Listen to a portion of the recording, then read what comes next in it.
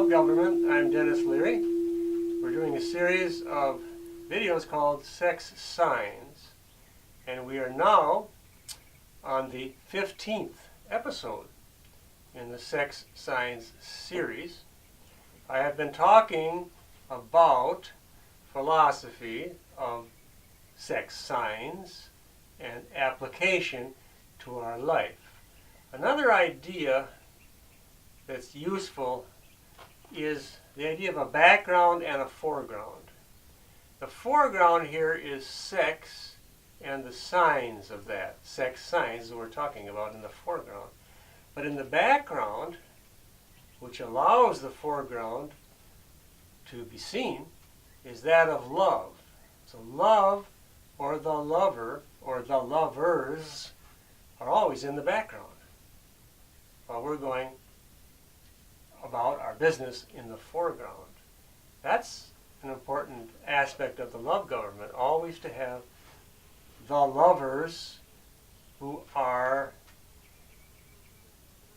all of us lovers together as true lovers, make up the lover as a central sign. The lover is the central sign of all of them. It's a personal central sign. And she is very, very sexy. Out of her sexual activity came the whole world, and continues to come to the world because of the lover's sexual activity, sexual rights. And that means all true lovers, when they are doing true love, that makes the world go round.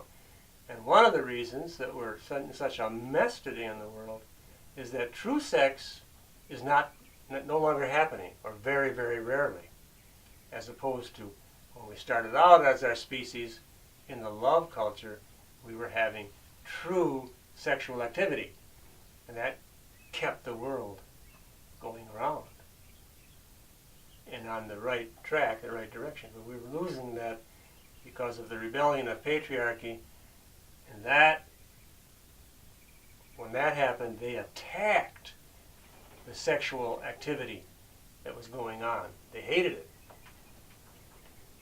And then we end up with the consequences of that in the world that we have today. I want to talk about this controversial notion of the priority of woman. Now notice I say woman, not woman. There's a difference. A woman, it sounds different and has different frequency. It's mum, ma'am, am, mammary, all that kind of, that's the connotation. It's a true woman in herself, living independently, in freedom, in nature, according to her own needs. That's a woman, and that we connect with those type of women in the love culture. Now that is different than woman, no. A woman has a man in the word woman. In other words, there's a female body there, but if you look deeply inside, you see that the values, the ideas, the choices are really masculine and patriarchal. So it gets a little confusing, but a good way to distinguish is to use two different words that are kind of related. So how can you argue for the priority of woman and the secondariness of man, which is nature's way? But there's all kinds of different ways of looking at it that leads one to that conclusion. First of all, nature is what we call parthenogenic. For the most part, most of our bodies are parthenogenic, which means, comes from the word virgin genesis. No insemination required. It goes from mother to daughter to mother to daughter. Most of our cells of our body are like that. They don't require insemination. And many of the lower life forms, plant forms, animal forms, don't require insemination. They're just parthenogenic. If we look, that's one way of saying, okay, that means that man is not really needed for nature. Man is a supplement. He is used to add things. But in its essence, Man is not really needed for existence. And if you look at the chromosomes, you find that they are basically feminine unless some change occurs to make the feminine base masculine. A testicular organizer shows up a little down the line of the development, and then you get a male. Same thing with gestation of the baby, or the embryo growing in the mother's womb. In the beginning, for a few weeks, they're indistinguishable. It's basically feminine. And then, again, because of the changes, then it becomes masculine. Another way of looking at this priority of a woman in nature is her sexual capacity. Obviously, a woman bears the children. She can conceive and bear. That's a huge sexual capacity that man does not have.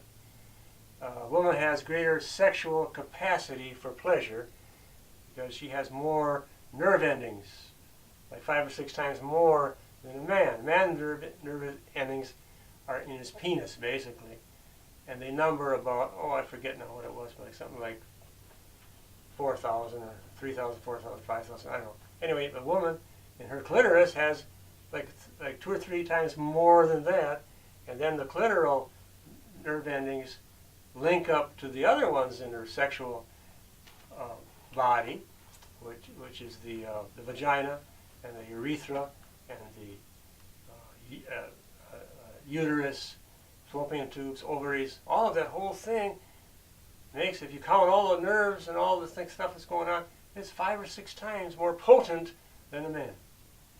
And then the woman's whole body, usually, if she's able to relax enough and be in a culture that's supportive, her whole body becomes sexual.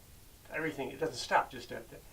And so it's more generalized than a man's sexuality. So from that idea, you can also say, well, there's another clue that a woman is given the priority in a love culture. A woman also has 3 sexual organs. Man has 1, the penis. Well, then the balls would be 2, but anyway, 1 or 2.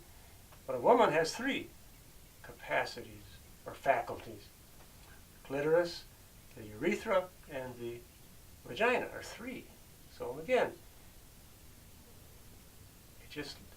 you're able to prioritize woman.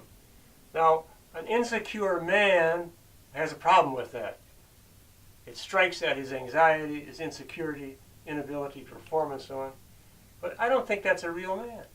I feel like a real man because I'm standing up for a woman and their children and the earth. That's my role. And I feel comfortable in it. I feel like a real man. And as I said a few times before, the men have it made under that system. They can have all the sex that they could possibly handle. And it's open, it's communal, it's free, relaxed.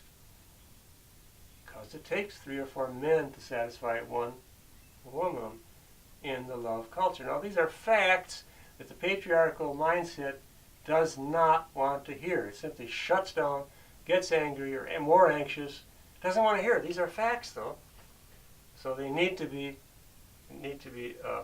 expressed. Another idea along these lines is this man. It's just so obvious. Man is born from woman. What does it mean? It means a woman gives birth to a man child who grows up to be a man. Man comes from woman. Now, when women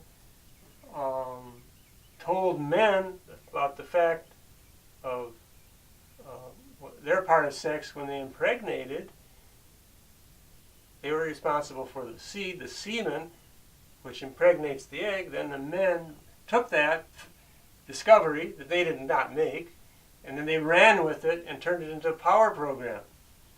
Oh, I make the baby. Forget about the fact that the egg is thousands of times bigger than the one sperm that gets through. Forget about the fact that the woman bears the child 9 months in her own body and then nurses the child in the love culture for 4 or 5 years or whatever. Forget all that. And for the patriarchal mind, which is linear, and very narrow-minded, focuses on the fact that little sperm, that makes me the big cheese. Because of that little sperm that got through. Forget everything else. I'm the macho man. See how stupid that is? It's absurd. Absolutely absurd. But that's the reigning paradigm, that's the reigning rule in our culture of anti-love. If we look at the popular culture, it's always, not always, but unless it's forced, the woman comes first. If there's a disaster, if the boat's going down, it's the old saying is, the children and the women go first, and the men stay back, and they go down with the boat if they have to. The captain goes down with the ship. Or the man opens the door for the woman. You know, the woman, the man approaches the woman for marriage or sex or whatever, and the woman decides.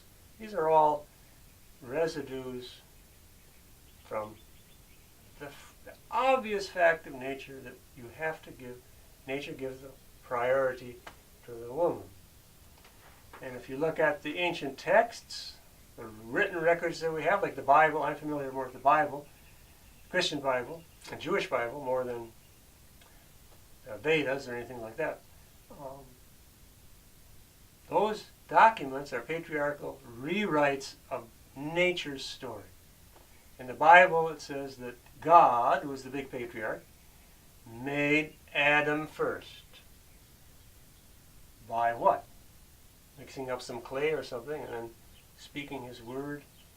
Adam comes first, and then he makes Eve, kind of as an afterthought, to be a helpmate to Adam. This is totally anti-natural.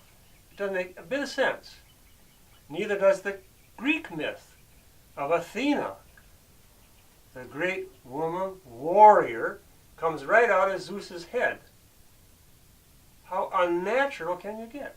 Fully clothed, fully armored, comes out of Jupiter, head. And God creates out of his head too. He speaks the words. Let there be light, let there be a man, let there be a woman. This is all unnatural and ultimately absurd. But we believe it because it's been forced upon us. So now we're going back, examining those beliefs and seeing that they're not true. They're a rewrite of the truth. And even in the Middle Ages, you had chivalry. Again, it's the woman is put first by the man. So the conclusion is that all of these reasons support what the love government is doing. And I feel like a real man when I do that.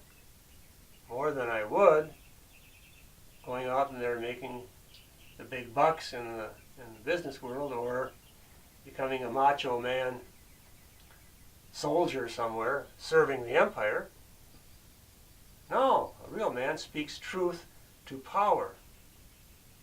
There is a need to explain the evolution or the appearance of evil, and contrariwise, we need to explain where did good come from and evil. It's the old problem of good and evil. But unless you face the facts, you will never, ever, ever get a rational explanation, a reasonable explanation for it. And we don't accept the facts of nature. And then, if you don't do that, you're lost. Then you have to resort to force, fraud, and coercion. That's the patriarchal way of doing things. Thank you for being with us on this journey here through these sex signs. We're following the signs of nature and sex and love, going to love. And we sign off with a love sign. I'm going to get to that, but the hand is a love sign. The hand. So we use our hands to say hi and goodbye and love and to touch each other. So we say love, love, and always love. Thank you.